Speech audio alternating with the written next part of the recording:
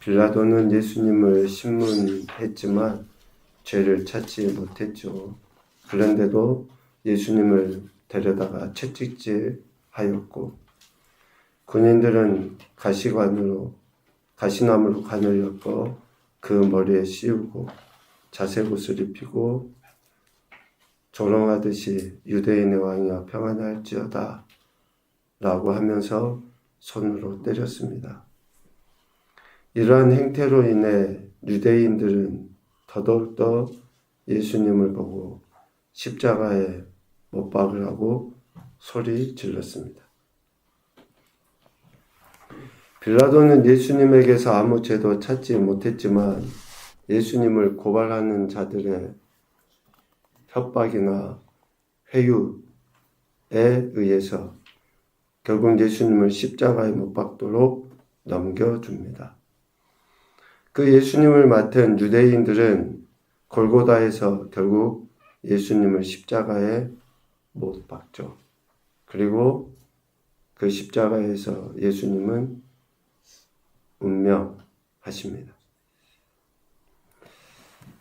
오늘 우리가 읽은 본문은 이렇게 예수님이 운명하신 이후의 사건을 다루고 있습니다. 31절 말씀에 보면 이날은 준비일이라 고 하면서 유대인들이 안식일을 지키려 하는 모습을 보게 되죠. 여기서 준비일은 안식일 전날이죠.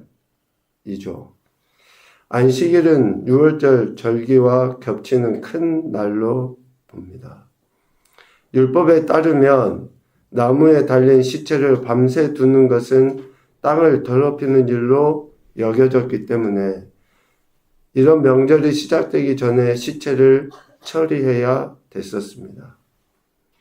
그래서 저들은 빌라도에게 십자가에 달린 시체의 다리를 꺾어서 시체를 치워달라 요구하죠. 다리를 꺾는 것은 그 죽음을 더욱더 빨리 앞당기기 위한 행태입니다. 저들이 6월절, 안식일 이러한 절기들을 지키기 위해 이러한 행태까지 보이는데 안식일을 지켜야 된다고 하는 규정은 알면서 정작 이웃을 사랑하라고 하는 하나님의 말씀은 저들은 외면한 거죠. 이 율법 하나는 지키려고 저들은 다리를 꺾어가면서까지 사람을 얼른 죽여버리려고 하는 그런 마음은 갖고 있으면서 이웃을 사랑하라고 하신 그 명령은 기억하지 못하고 범합니다. 또 한 가지는 예수님께서 율법을 폐하려 함이 아니라 완전하게 하려고 오셨다라고 하는 사실을 저들은 인정하지 않아요. 예수님께서 그 율법을 모두 다 성취하시고 완전케 하려고 오셨다라고 하는 그 사실을 인정하지 않기 때문에 자기들이 생각하는 안식일, 자기들이 생각하는 율법만 크고 중요하게 생각한 것이죠. 그래서 안식일을 지키기 위해 십자가에 달린 죄수의 다리를 꺾어서 호흡이 불가능할 정도로 만들어버리는 그러한 악한 행태를 보이죠. 그런데 여러분 말씀을 보시면 어떻습니까? 이조차도 하나님이 이미 말씀하신 예언의 성취예요. 그 뼈가 하나도 꺾이지 아니하리라 라고 하신 시편 34편 20절의 말씀. 예수님은 이미 운명하셨기 때문에 다리를 꺾을 필요가 없어요. 그래서 다리를 꺾지 않았죠. 이조차도 예수님 이미 하나님께서 하신 말씀을 성취하시기 위한 것이다. 다리를 꺾지 아니한 대신 34절에 보면 군인이 창으로 옆구리를 찌르니 곧 피와 물이 나오더라. 옆구리를 찌르자 피와 물이 쏟아져 나왔습니다. 이것은 예수님께서 실제적으로 죽으신 것이다 라고 하는 사실을 증명할 뿐만 아니라 이 역시도 스가랴 선지자의 말씀을 성취한 것이라고 봅니다. 스가랴 12장 10절 말씀에 보면 그들이 그 찌른 자를 보리라 라고 되어 있어요. 그러니까 예수님께서 십자가에 지신 것뿐만 아니라 창으로 저들을 찌른 그 사실을 이미 선지자를 통해서 예언하셨고 결국 그 예언의 말씀이 성취된 것이다 라고 37절 말씀을 통해서도 이야기합니다. 이렇게 예수님의 이 땅에 오심과 그리고 죽으심, 또 예수님께서 죽으시면서까지 나타내 보였던 모든 것들은 결국 하나님의 말씀을 이루시기 위함이다 라고 분명히 이야기합니다. 이러한 의미로 생각할 때 오늘 저와 여러분이 예수님을 믿게 된 것도 하나님이 뜻하신 바이고 하나님의 계획하심 속에 주어진 축복의 선물인 줄로 믿습니다. 이렇게 예수님이 죽으시고 난 이후에 변화된 사람들의 모습이 38절 이하에 나타납니다. 아리마대 사람 요셉은 평소에 유대인들이 두려워서 자신이 예수님을 믿는 제자라는 사실을 숨겼었죠. 예수님이 죽으시고 난 이후에야 용기가 난 거예요. 그래서 빌라도에게 나아가 예수님의 시신을 요구했고 허락을 받습니다. 예수님께서 십자가에서 죽으신 것을 보고 오히려 두려워서 숨는 게 아니라 담대하게 예수님을 믿는 사람이라고 하는 것을 더 당당하게 드러내 보입니다. 실질적으로 유대인들은 예수님을 믿게 되면 출교 당하기로 결의되어 있었잖아요. 그러니까 특별히 어떤 고위 직책에 있는 오늘 본문에 나와 있는 니고데모와 함께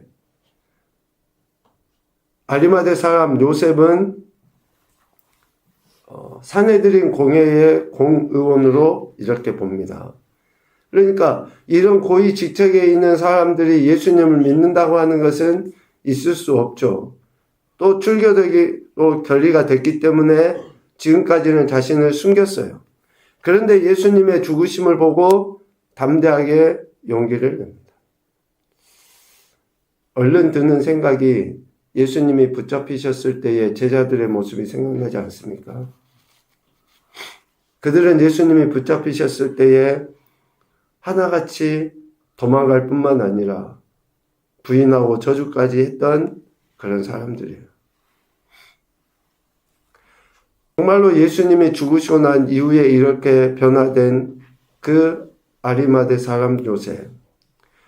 근데 그가 실질적으로 변화됐다고 하는 것이 39절 이하에 나옵니다.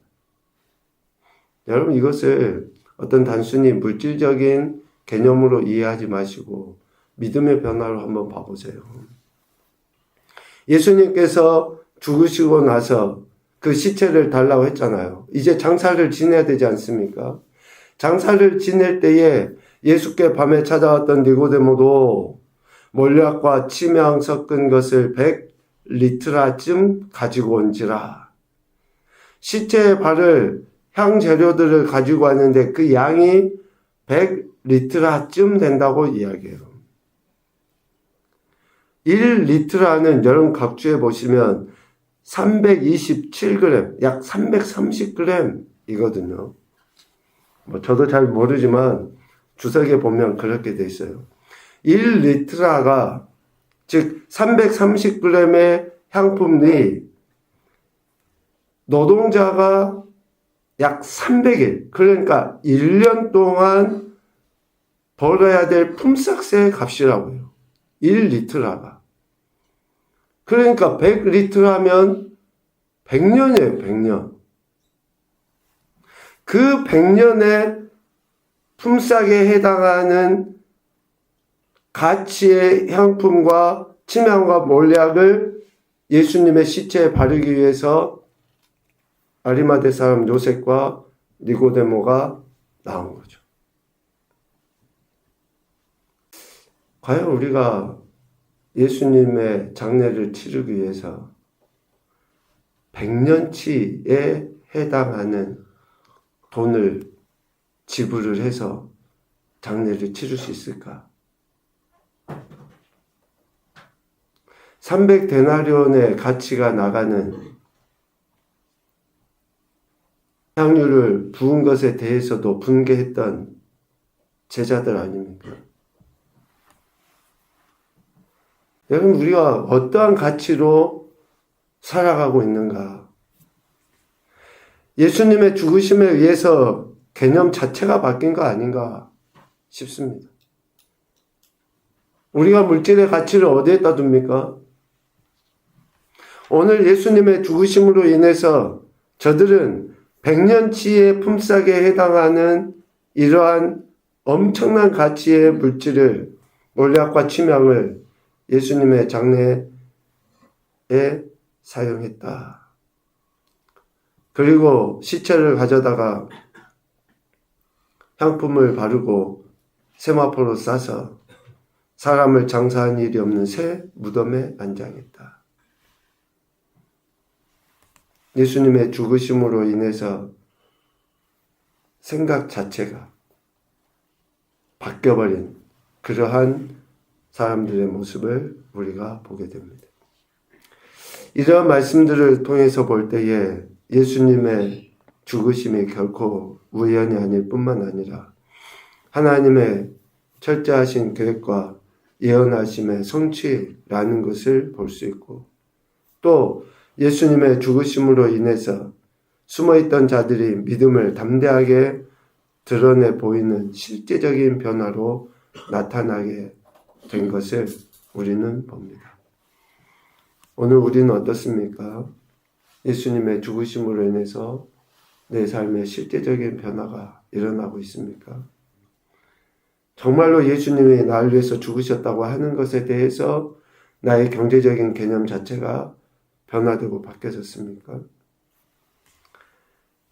우리가 진짜로 예수님을 믿는다고 하는 것이 이런 실제적인 변화로 드러나야 할 것에 대해서 오늘 말씀은 우리에게 교훈해 주십니다.